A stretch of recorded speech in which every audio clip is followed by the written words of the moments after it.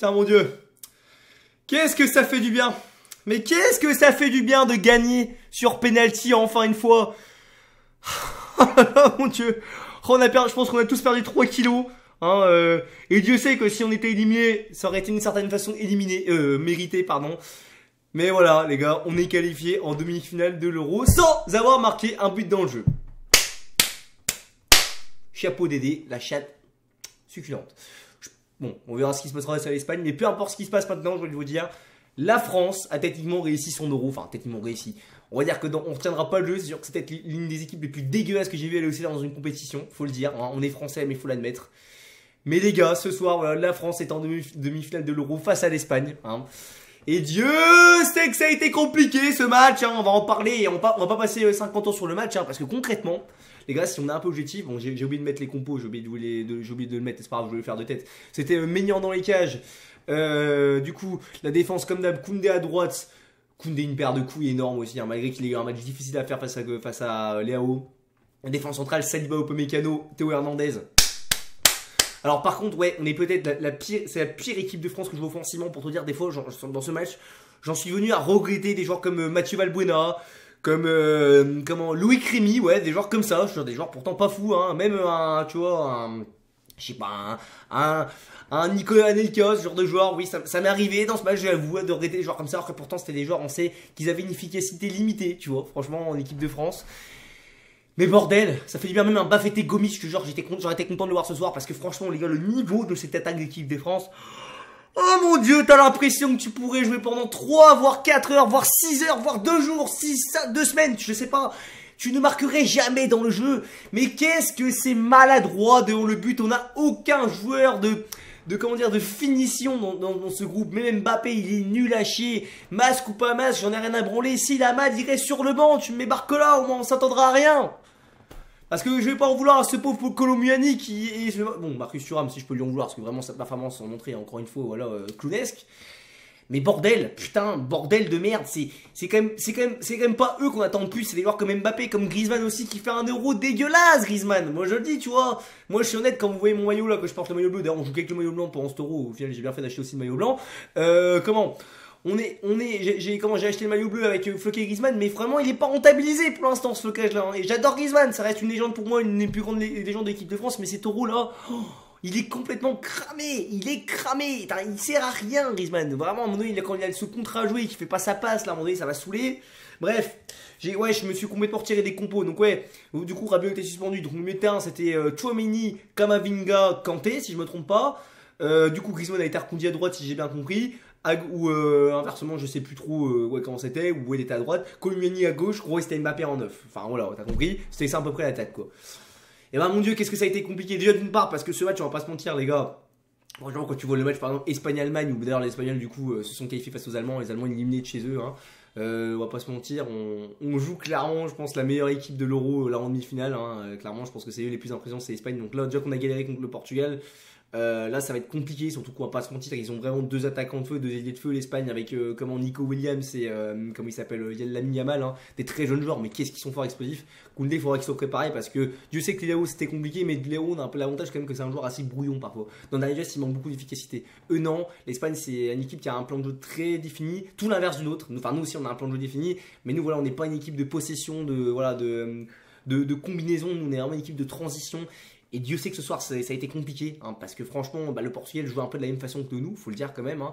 Les Portugais ils avaient les mêmes intentions que nous, t'as l'impression de jouer contre un miroir, concrètement c'est ça, t'avais l'impression de jouer contre un miroir. Tu ne savais pas quoi faire, à chaque fois c'était toujours les mêmes équipes, chacun attendait l'autre. Bon voilà, la première mi-temps absolument immonde, hein, mais vraiment c'était immonde. Deuxième mi-temps ça allait encore un peu mieux, mais bon voilà quoi. Et puis la période de prolongation, on va pas se mentir, là, on a souffert nous les Français, franchement je me dis, ça sentait le chaos.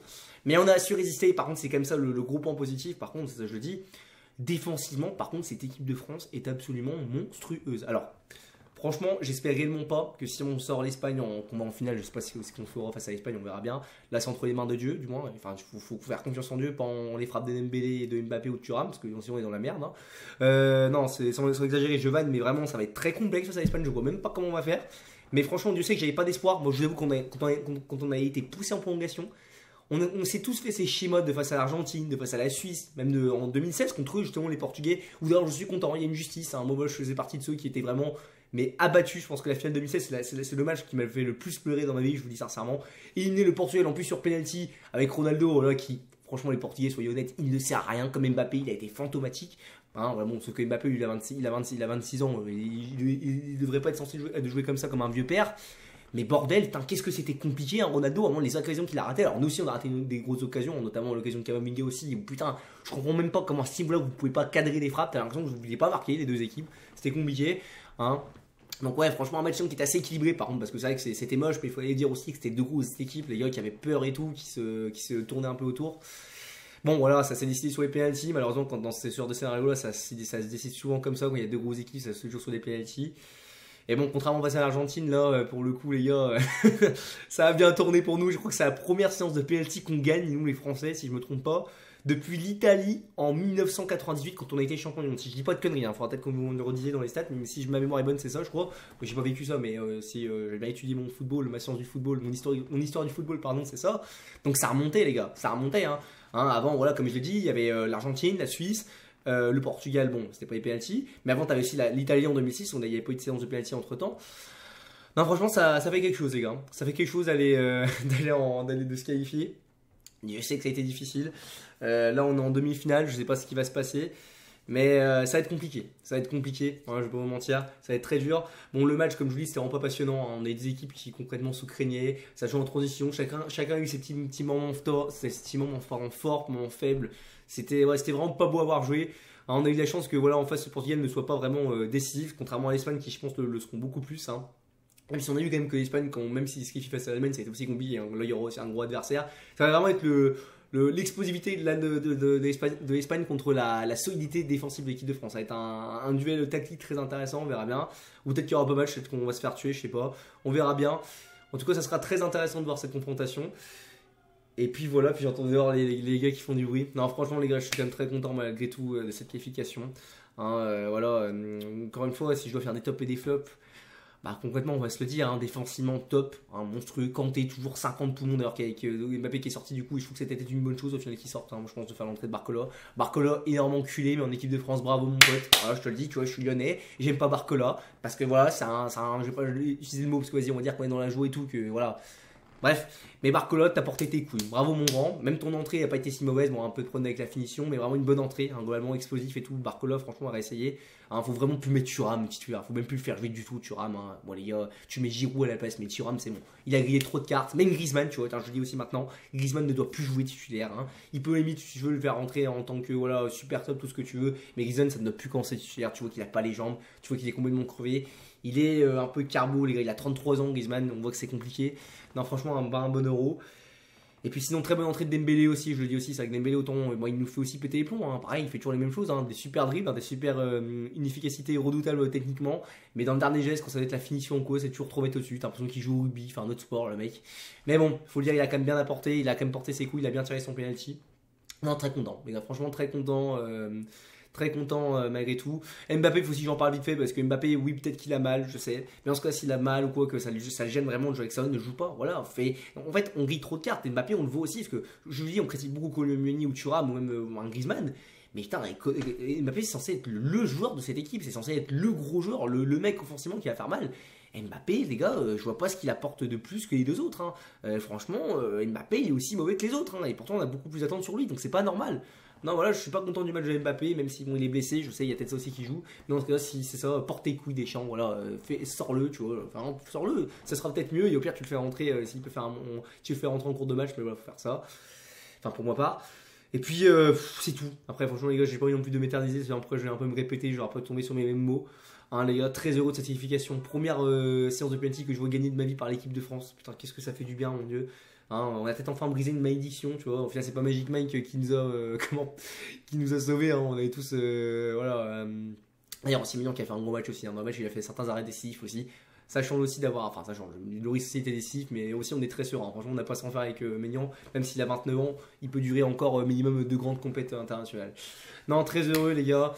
Je voulais dire, ouais, ce qui est quand même assez marrant aussi, par contre, ce que j'aime bien, c'est que bon, moi je suis pas un pro Barça, pro Real, j'aime pas les deux clubs, mais ce qui est quand même marrant, c'est quand même de se dire que Ronaldo, qui est un ancien Madrid, se fait niquer par un Barcelonais qui est déjà au FX, comme c'est quand même beau, hein, voilà, c'est c'est un peu l'ironie du sort, hein. Et puis bon, bah voilà, hein, rien d'autre à dire sur ce débrief, n'hésitez pas à donner votre avis, que ce soit en pouce bleu, en pouce rouge, hein, voilà, là les gens font la fête dehors, bon, malheureusement je travaillais, c'était compliqué. Je sais pas quand on joue peut-être mardi ou mercredi, je crois, c'est un truc comme ça, je crois qu'on joue mardi. Mardi, Espagne-France.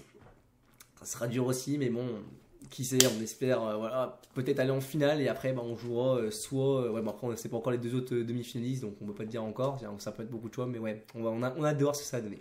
Bref. N'hésitez pas, comme je dis, à donner votre avis en pouce bleu ou en pouce rouge, à donner votre avis en commentaire. Est-ce que vous êtes content, hein, de ça, de ce match, enfin voilà, de cette qualification. Et nous les gars, on se retrouve, bah, je pense prochainement pour le prochain débrief, hein, ma vidéo, voilà, conseil de clash, je sais pas quand je vais la faire, je pense qu'elle fera même pas beaucoup de vues vu qu'on va passer carrément à l'autre saison, mais c'est pas grave, j'essaierai de la faire après l'Euro, Pierre. On verra bien ce qui se passe. Et puis voilà. Bon allez les amis, on se retrouve à une prochaine vidéo. On espère vous retrouver avec un beau sourire la prochaine fois. Allez l'OL et allez les Bleus et espérons voilà. Continuez à faire des miracles. À plus les amis.